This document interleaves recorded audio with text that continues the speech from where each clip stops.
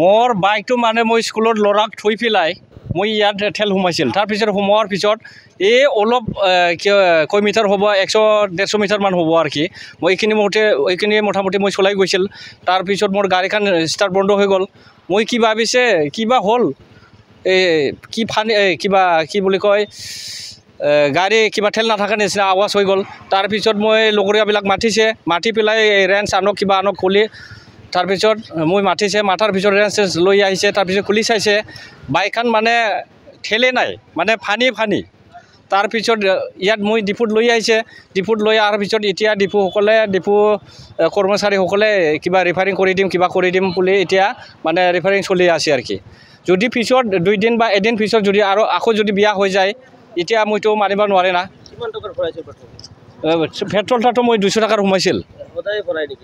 এনেকুৱা মই সোমাই থাকে আজিও তেনেকুৱা হৈ গৈছে।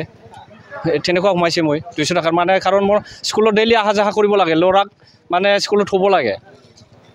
এইটো মোৰ বাইকটো যদি বিয়া হৈ যায় পিছত মই কি কৰা যায়? এতিয়াতো মোৰ স্কুলত অহা যোৱাৰ কাৰণে বহুত দিগদাৰ হ'ব না। মইতো মোক মানিব নোৱাৰে না যদি বিয়া হৈ যায়। মালিকটো এতিয়ালৈকেতো অহা নাই। আমাৰ মানে মালিকটো বাচাই আছে আমি বাইক মালিকসকলে।